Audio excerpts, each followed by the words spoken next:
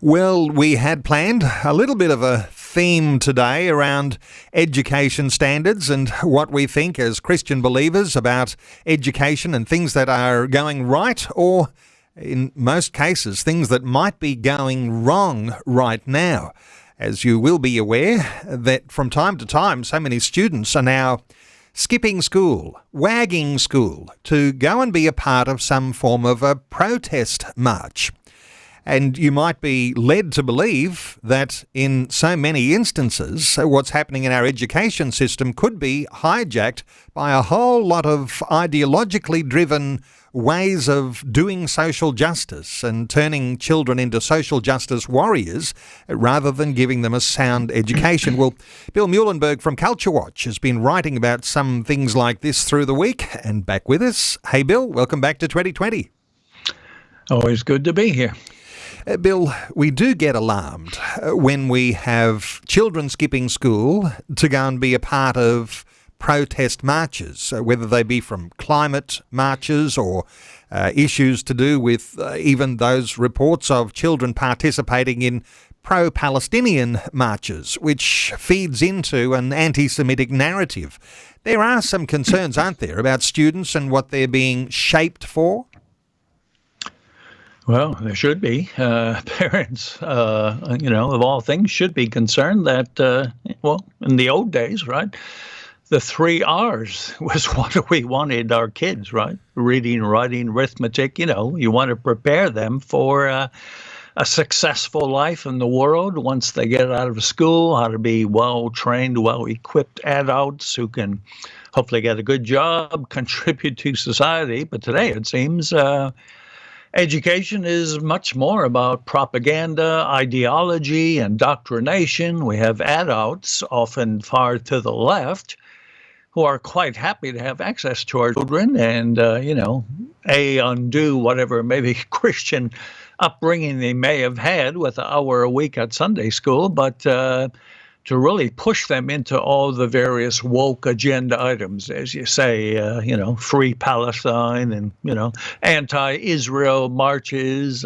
climate marches, all the trendy causes that adults are pushing. They're quite happy to get kids, whether they actually know anything about the issues or not, to march and make it look like, hey, the whole world's in favor of this. And, these kids are one day going to be part of our voting bloc, part of our ideological arm to change society. So, yeah, parents ought to be a bit concerned about where school is at today. It might seem, I guess, innocent for some families having children who might not be at school today because they're participating in a march that sounds like it's for a common good. But there's challenging things with the sorts of protests we shape our children for. I note that in one of your latest articles, you talk about a third great wave of redemptive struggle. And Christianity is in one of those, a second one being socialism, and a third one being this sort of environmental religious fervour. How do you think this whole thing fits into what happens, in the history of the world? Yeah, well, I do mention that American sociologist who actually penned that about 40 years ago now.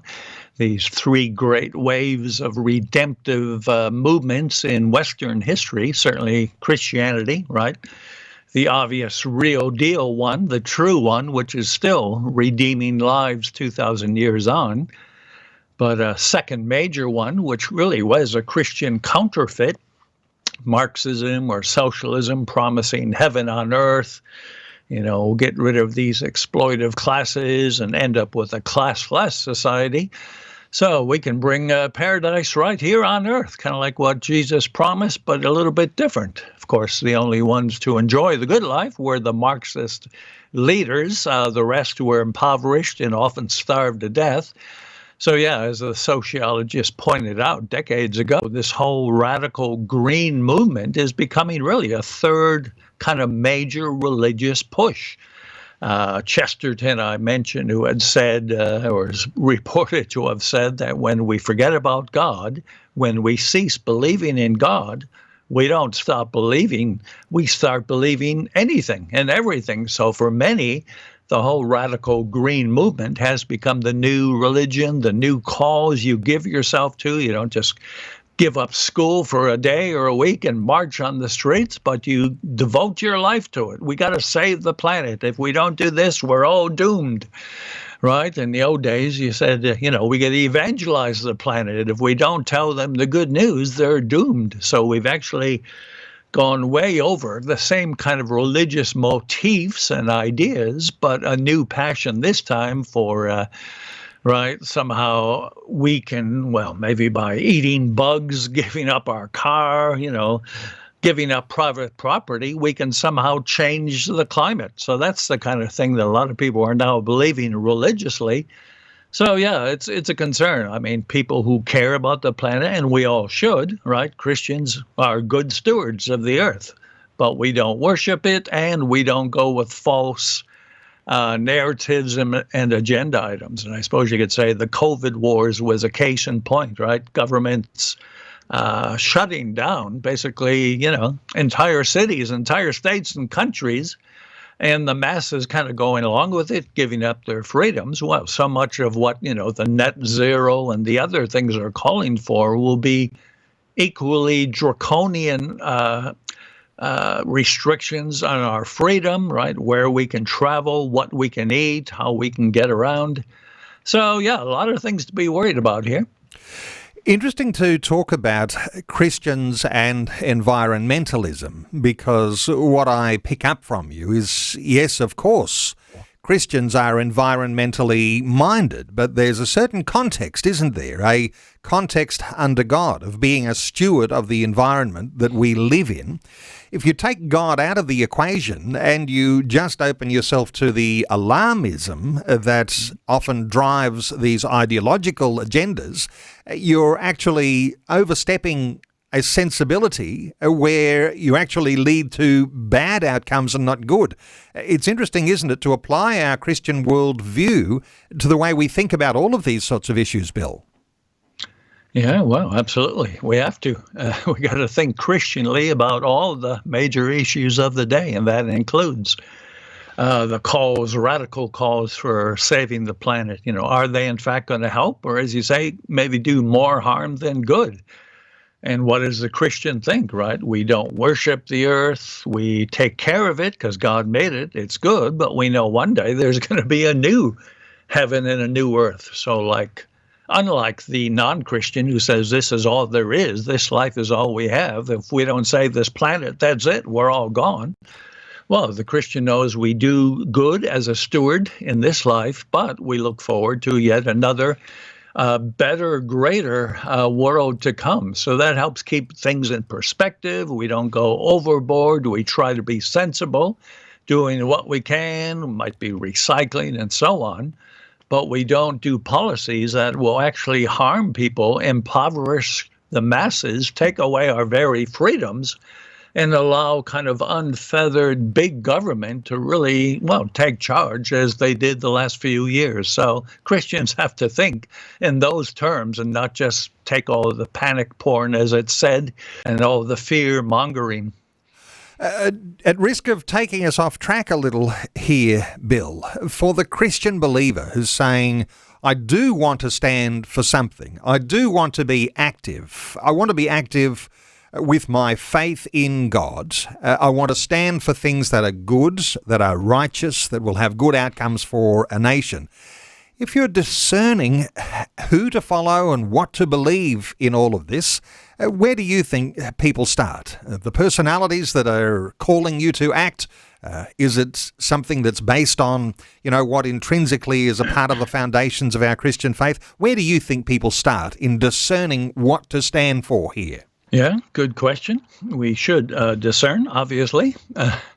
My website does have a section on science and the environment, sources there, reliable Christian environment, a lot of good available way as well. We have to be discerning. We have to look out for false prophets. Back wild youth. We had Nick wrote The Population Bomb, said, the battle to feed humanity, millions will starve to death. That didn't seem to happen. Al Gore saying in 2009 that by 2013 the North Pole of snow and ice. So obviously rejecting those voices, getting it wrong with kind of extreme alarmism. That would be part of the way to go. But I feature some of the more reliable folks on my current article and some previous articles. So, we have to be careful kind of who we follow here and be discerning and test which may be better than others. And of course, Bill, it's not all evil and bad, is it? Because there are, as you mentioned, some groups and some leaders that have a very good perspective on the environment, and perhaps you'll find good leaders with good perspectives on how you protest or stand in solidarity around issues to do with the Middle East at the moment. But what are your thoughts on some of the good news that we might be able to align with? Yep. No, there's, again, in my pieces, I'll mention some of these worthwhile scientists and environmentalists who are not doing the alarmism, but really trying to follow the science. And some actually come out in pretty radical ways. One of the founders of Greenpeace, right, the well-known green group, he actually wrote a book a while back saying he left Greenpeace. It had gotten really taken over by Marxists and radical political lefties. And so for him, he just, what happened to saving the trees and so on? It all got politicized. It all got taken over by radicals. So he had to expose that. So I've got a book review, for example, on my site about him, Patrick Moore. So, there are good people out there who do, care about the environment, are concerned, but are not pushing radical political agendas and are trying to be sensible in the science, which, will not kill us by, exorbitant amounts. I mean, the whole net zero push is going to be hugely costly. And again, who's the one who suffers? Certainly the poor, probably the middle classes as well. The wealthy can get by with the radical proposals, but it's the rest of us who will suffer. So we have to take all that into account as we think about the planet. And Bill, just quickly, because time's escaping, and this is a big, big issue, but a lot of young people, and we're talking about school students who might wag school to go to a protest, they're not getting their news from the sort of traditional sources we're thinking about, but they're on social media, on TikTok, and they're following people who have been able to harness a generation and this alarmism and such things, and all sorts of different ideological perspectives. What are your thoughts here for parents who are trying to grapple with one of the challenges of our times in helping their children to be able to understand what is a good way to be able to engage? Yeah, well, there is a war, as you know, with media and alternative points of view. That's why we have Vision Christian Radio. We desperately need it to offset so much of the stuff that's either anti-Christian or just pretty radical, far-out stuff. Hopefully my website, in a way, helps, right? I'm on the social media. My new articles go on to Twitter and so on. So we can all do our bit, and whenever I go and share somewhere, I say, use the social media, right? You can post pictures of your coffee or your cat, but post some good stuff as well on, countering some of the radicals, whether it's the green ideologues or the radicals who are pro-Hamas, the pro-radical sexuality agenda, the trans, there's so many. We can share counterpoints of view and hopefully help wake up a number of people. Well, I'll point listeners to the article we're talking about today, and in such a way as we're able to embrace a whole lot of challenges that we're all facing, and certainly our children and our teenagers are facing in a dynamic sort of a way. The article we're talking about today is Fundamentalist Fanatics of the Green Religion. And you might want to read some more of what Bill Muehlenberg has written. You can simply go to Culture Watch, Google that, one word, or go to billmuehlenberg.com. Bill, thanks for more great insights once again today on 2020. Thanks again, Neil.